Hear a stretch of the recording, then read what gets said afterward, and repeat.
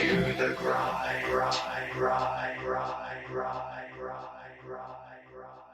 I'm going to move to number two. Number two on my list is White Christmas, with starring Bing Crosby, Danny Kaye, Rosemary Clooney, and Vera Ellen. Ooh. Again, that's one of my all-time favorites. I watch that This every one year. we definitely every year. do watch every Yeah. year, and I think arguably maybe multiple times. And this will appeal to a lot of people because the acting is good, the characters are good, and The music is there's really good. Music's and singing and dancing in here, which is And there's some scenes where it's not necessarily just about Christmas. Like if you think about the in the theater one, Right. like that one, it's not solely a Christmas like song sort of thing. It's just about good talent. I would say it's a very talented movie. Right. Well, and more fun facts about that movie is the Rosemary Clooney was in this movie, and she is actually the aunt to George Clooney. Yes. And so this was a very nice show. There was a couple facts too. Is so in the show, of course, in the end, Rosemary Clooney and Bing Crosby. Spoiler alert. Basically are going to get married at some point in time. But Rosemary Clooney in the movie is 25, I think, and Bing Crosby's 51. Honestly, Yeah. that's not the worst. crazy, yeah. isn't it? I mean, crazy for that time. Yeah. But I think if you were to ask someone, I don't think that's too bad. Like, I mean, it is a large age gap, but, Well, and then another fun fact for our older listeners out there, because you Zoomers won't know anything about this. Probably not. But at one point in time, when they first met the Haynes sisters, it was because their brother was in the service with Bing Crosby and Danny Kaye, and they said, "Oh, how could that be his dog face, whatever?" They called him dog face something. Oof. How could he dog face have sisters like that? Well, that dog face picture that they held up was Alfalfa from Our Gang. So, fun fact for you older people out there. Yeah, I would not. You don't even know what old gang. No. Our Gang is.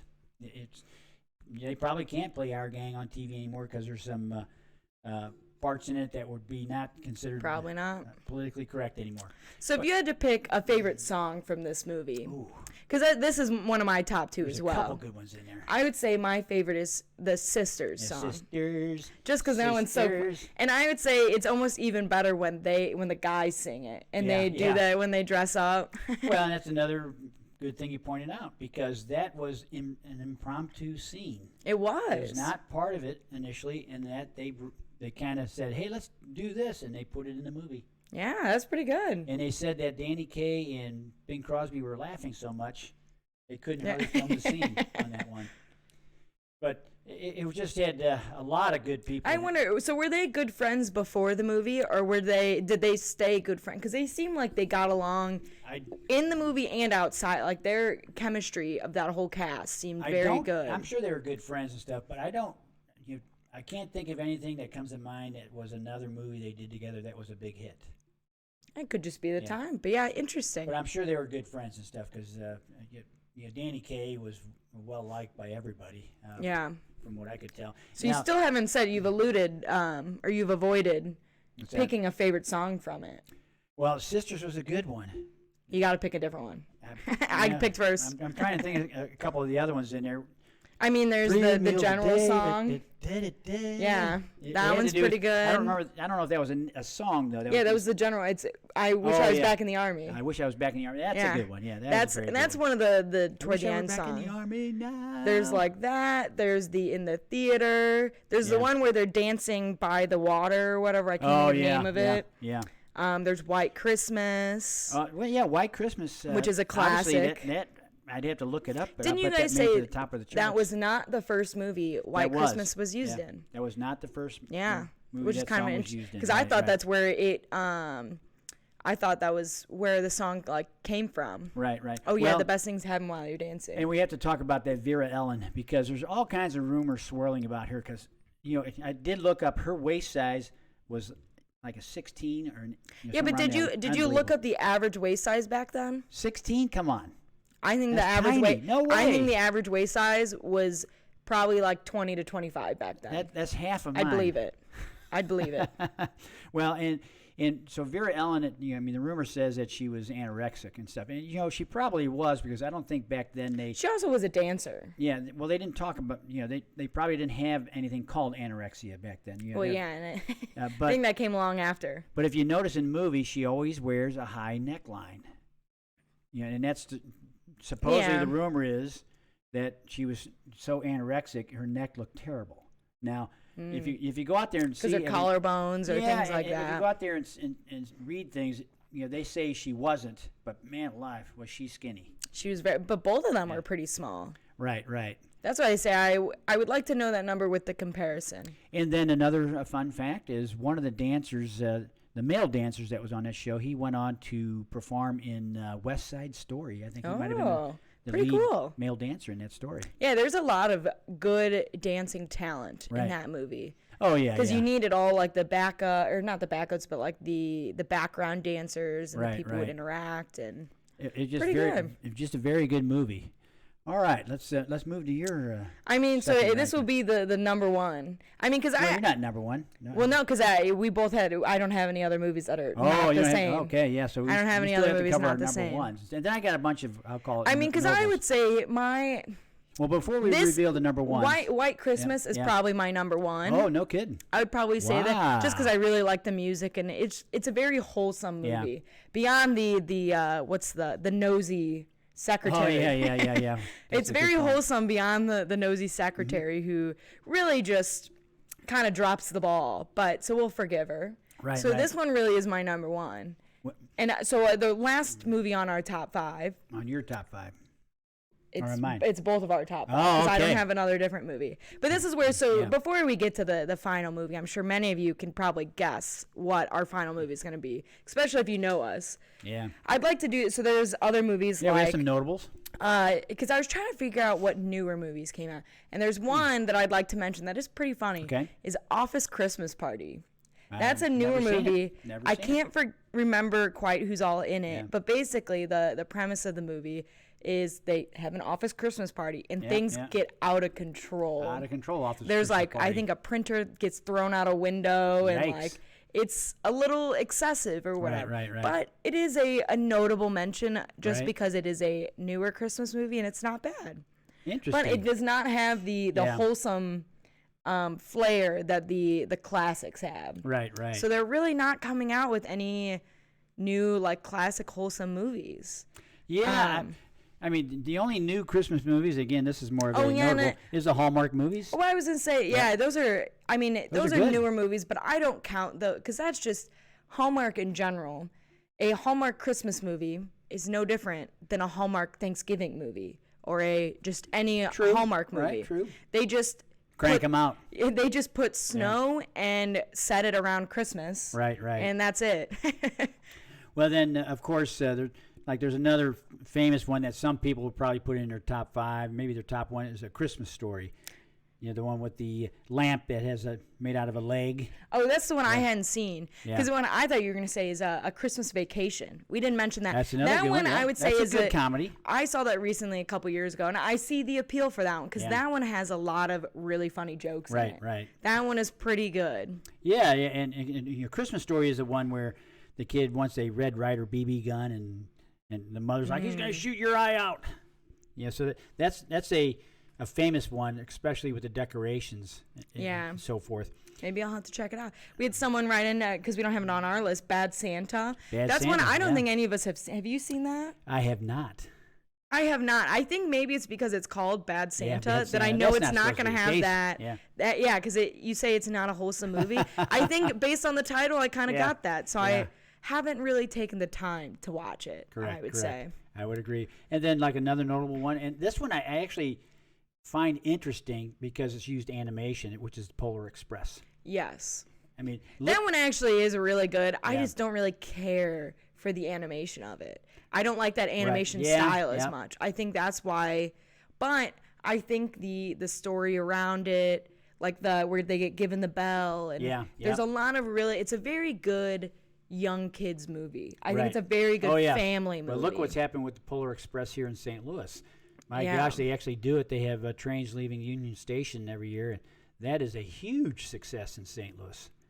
Yeah, it is really neat, and a lot of families go, and that's why I think it's a very good family movie. Well, so if you think about it. Because then you got to think about a lot of these movies really get into the whole, is Santa real or not real? Right. So you kind of got to be careful sometimes watching them with younger kids if you're trying to keep the facade up. Well, and if you think about it, there was that Polar Express family event did not exist until this movie came out. So Yes. maybe one of our listeners can check and see when that movie came out, because that's interesting. Now that you It's think about within it. my lifetime. Yeah, It came right, out right. in the last 20 years. Well, and of course it was the actor in it is famous actor. Oh shoot! I have no idea. Yes, you know him. Come on, listeners, tell us who it is. It's the guy. I can IMDb it really quick. The guy who did the movie with Wilson, the volleyball. I don't know who that. I've never seen that movie. You haven't either. seen that movie either? Oh my No, gosh! I'm not. Yeah. In our movie specific episode, I admitted. Oh, he said Tom Hanks. Yeah. There you go. My Tom bad. Hanks. Yep. And we'll circle quick to this. So I think we officially decided Die Hard is not a Christmas movie. Yeah, we did. Because it does did not decide. bring in more elements. It just happens to be set During on Christmas time. Right. They have to have like two sort of things. Right.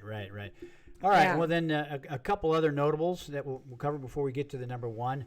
And this one's come up a number of times recently. It's A Christmas in Connecticut. Now, I haven't seen that, but I keep hearing about it. It came out in like 1954 or It's something old. like that. It's It's an old. old movie. But I keep hearing good things about it, so I'm going to have to watch that Maybe one. we'll have to watch it after this podcast. Right. Well, and then you touched upon the one, Christmas Vacation. That's a classic because of the comedy behind it, and when he's plugging in the lights. They use that at the Blues game too. Whenever he does plugs in the lights. Yeah, plugs it in. All right. So I think before we get to our final one, I would like to remind everybody, if you type !mug or !YouTube, you can find links for, if you donate $10 or more, we'll send you a mug. Or if you just want to check out our YouTube channel, which my dad has been doing a great job I'm of trying to do links, or as he just typed, exclamation point Strava, right, which is a biking app that you can add them, and you guys can. What do you do with this Strava app? It tracks things such as bicycling, walking, jogging, just general activities. So if someone were to add you, it's basically so you can see kind of what other What they're doing. bikes. Cool. Right. So it's kind of like a fitness social media. Fitness form. social media, yeah, and then I put I track pictures, so you'll see. So you do a cool route and you put a picture on it, sort of thing. Show things like that. So all these neat features that we're adding to it, and you can check us out at www.thegrind.com, and that'll actually take you to our YouTube site. And I'm working on clips. So most recently, I tried to make some clips that are about maybe 3 to 6 minutes long, so that you don't have to watch the whole show, but you can see some of the other features and functionality of the shows that are coming on. So, because sometimes they're just smaller bits and pieces are better, right? Yeah, and I think, and if you're out there and you like what he's come a long way. This boomer is learning how to be a Zoomer. Oh my I'm very gosh. impressed. So if you like it, give him a subscribe. I think it'll help. That's right. Yeah, subscribe. And you'll get notifications and stuff like that whenever he does new videos, or I think things like that. It'll show up. All right, now let's have the drum roll. Yeah, so a small little drum roll. Yep. So the final movie is... The final movie is... Did you forget the name of the movie? It's a Wonderful Life. You had to look at your notes for that one? Clearly isn't his favorite It's a enough. Wonderful Life. That is an iconic movie. I think I watched that multiple times in the fall season, because it usually starts coming on in right the around... fall season? So do you watch it before Thanksgiving ever? Not before Thanksgiving, right? Okay, so you watch it in the Christmas Thanksgiving season. time, yeah. You watch it in the Christmas season. And think of the actors in this movie, Jimmy Stewart, Donna Reed, and Lionel Barrymore. He's considered iconic. Related to Drew Barrymore? That's her grandfather. No way. Yeah. So, he was an iconic actor. Jimmy Stewart, man, he did tons and tons of great movies. Yeah, I don't know any of those actors, to be honest. Well, besides them being in that movie. A little bit before your time. There's probably many movies you've seen, older movies with Jimmy Stewart in it, just because he was like we watched that one movie on Golden Pond. He's in that. I did not. I was not a part of this. Or no, I'm sorry, he's not in that movie. It's a different person. My mistake. False information. Yeah, false information. But Jimmy Stewart, Donna Reed, she's been around quite a bit. And I'm trying to think of the other characters. And there's one guy in there, his name is Ward Bond. He was in some westerns that I liked. And actually, here's another small notable a portion about it. So there's some of his buddies are Bert and Ernie. Bert's a cop, and Ernie's a cab driver. Well, that's where Bert and Ernie came from, Sesame Street. Yes, yeah, yep. And then I think this is probably the most wholesome movie I can think of. I would agree. I would say just in general, this really is probably in like the top 10 of all wholesome movies, even non-Christmas related ones. Yeah, because because of the message it's really trying to bring. I mean, if you look at some of the messages, like one is when the angel is saying, "Remember." Every time about it says, "Remember, no man is a failure who has friends." How about that? And then he had one other great line in there, which is strange, isn't it? Each man's life touches so many others. Because remember when he said, "All right, George, whenever you he didn't says live." And he realizes how different the world was without him, and he's like, "Whoa!" Right. And he's like, "Why isn't he there?" Right. How is it the pharmacist or whatever? Totally different. He's just getting beat up basically, or whatever it is. Right. Yep. Yeah, a lot of differences. Hot dog. Every time he lights the lighter, hot dog. And so there's just so many great portions to that. I'd say my favorite quote from that movie is that every time a bell rings, an angel gets its wings. I think that's probably one of the most quotable lines from the movie. Very good. Well, and then there's another a good character in there too. I don't know if you remember the scene where they open a pool, where they're out there dancing. Oh yeah, where they're dancing. The guy who turns the key is the guy from Spanking in Our Gang. I don't know who that is. Yeah. And his name in the Spanking in Our Gang was Alfalfa. So that's the guy who turns the key. But yeah, I mean, it's just a great movie. Again, and gives you a glimpse at some of the things. And then my favorite part about the movie is the very end, when his brother raises a toast to him and says, "To my brother George, the richest man in town." It has nothing to do with money. Yeah, it has to do with nothing to do with money. Right. Him being him and him being a good guy. Oh yeah, and the scene where everybody, when they realize the whole town basically rallies together to help keep the bank. Because what's the mean guy's name? Potter. Yeah, Potter's the worst. Well, Potter steals the. I forget. It was. He stole the money. It was like $3,000 or something. He stole the money. He stole the money. Do you think he got coal for Christmas? I think he did. Got coal for Christmas on that one. Because when you think about it, Uncle Billy accidentally folded the money into a newspaper. You gotta admit, poor Uncle Billy. Throughout that whole movie, he's just trying to be a good guy, and every single time he tries to do something, something goes wrong. Uncle Billy's a little eclectic too, because he has a pet crow and a pet squirrel. Oh yeah. I don't think I ever noticed the squirrel. I noticed the crow. Who has that? That's ridiculous. Yeah, because I think the crow makes whatever a crow noise is whenever Potter comes around. Well, and I was trying to think in the scene where they're at the bar, and the guy who's the bartender, I can't remember the gentleman's name, but he's a famous guy too, because he was a writer on the Dick Van Dyke Show, and so he. I don't think he was actor. He wasn't an actor as much, but he was a very famous writer. Everybody knows him and stuff. So he has a small scene in there. Oh, okay. So it's kind of like a big name, put him in just for the heck of it. And he goes, throw them out of here. Oh, and the scene where he says, throw them out of here. A fast time or large drink. Yes, Nick the bartender. Oh yeah, now I remember. Yeah. Yeah, I can't remember what his real name is, but he's one of the writers of the Dick Van Dyke Show. I know that. Okay. Yeah, and just scene after scene after scene in there. It is a good movie. Oh yeah. Is that the one where if I could lasso the moon? Yeah, that's the one. That's a good line too. Right. That's what people should use that more often. If I could lasso the moon, I'd give you the moon. Yeah. Yep. Well, they're throwing rocks. I thought it was a little racy though at one point in time, because if you think about it. Oh, I'm sure. when they're walking back from the pool, and Donna Reed is in a robe, and somehow her robe gets stuck. Oh, it gets snagged in a bush. And it comes off, so she's naked behind the bush. Yeah. I'm like, wow, that's interesting for back in 1946. Yeah. Yeah, it is a pretty good one. Yeah, so I mean, we've had some people kind of mention. We had another person say their top movies, Christmas Vacation. Number one. Which I think I often, before I had seen it a few years ago, people used to be like, "You've never seen Christmas Vacation?" But that's because It's a Wonderful Life and White Christmas were our family movies. Yeah, that was the ones you always would watch. That's kind of, and same with like Elf or like Charlie Brown Christmas. We used to watch that a lot. Yeah. Well, things like Christmas Vacation again is more of a comedy. So yes, it's a very good feel-good movie in a sense of like it's very lighthearted. Yep. I think it's a very lighthearted movie.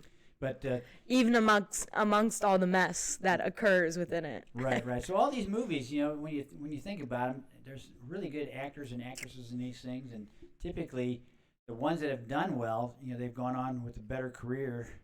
Or they've had a great career up to that point in time. Like Miracle on 34th Street, that kicked off Natalie Wood's career, I would think.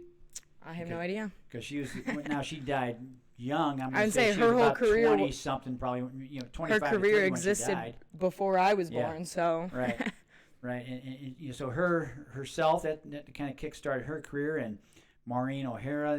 We talk about some of these names. Jimmy Stewart. A lot of Danny them. Kaye, Bing Crosby. So there's so many good, talented people in these movies. It's incredible. So it's just great to watch these movies. Yeah. So I mean, do you have any other final points to make about Christmas movies? Any other honorable mentions you happen to think of while we were going through the other ones? I can't think of any others. I was thinking of the one, and again, I've watched part of it, and it's kind of a dark one. It's the one where it's animated, I think, and it's that could be there's a guy who writes a lot of dark movies. It might be like The Night Before Christmas. Oh, like The Nightmare Before Christmas? Yes, yeah. I have not seen that one, but I know what you're talking about. I've seen parts of that. And is that one with that? Because they have it's that sort of animation. Yeah. And that particular writer has done a lot of movies. I think he wrote Beetlejuice also. Oh, yeah, that would make sense, yeah. So he's written kind of the dark side. Now, I would say this much. And we did not mention The Grinch. Yeah, I meant to put that in because that actually is close to my top 5, and I think I put Elf in instead because I quote it more. But The Grinch and Cindy Lou Who and the Who's from Whoville. Well, that would be banned nowadays because it's not politically correct anymore. Some people joke, they say, do you think the Grinch, since he was from Whoville, and Whoville was the speck in Horton Hears a Who? Yeah. Do you think the Grinch Yeah. was in Whoville on the speck in Horton Hears a Who? That's interesting. I think, know that. That could be one of our final points of today's segment. Yeah. I can leave people with that thought, and you can decide, was the Grinch. So, if Horton would have let that speck go, could the Grinch have stolen Christmas? Right.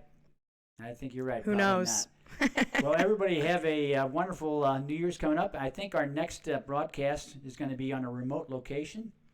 We're going to be doing probably a hockey and or blues related podcast because we will be broadcasting, what do we say, on the road or whatever? On the road. On location. On location in Minneapolis. Minneapolis at the Winter Classic where the Blues are playing the Minnesota Wild. So go Blues. Right. So we'll be up there and enjoying ourselves. So looking forward to another one. And then also, like I said, I'm working on taking our segments and breaking them into bite-sized segments, somewhere between 3 and 6 minutes. And a shout-out to Max Huddy for coming up with our theme song, right? Yeah, so soon we will have an intro added to our live podcast. But for now, it'll be put on that YouTube channel. It'll be introduced there first. We still got to figure out some technical details, but we're slowly getting there with different features for this podcast. All right, slowly but surely. Thanks, everybody. And again, have a great and safe holiday. Cheers. Cheers.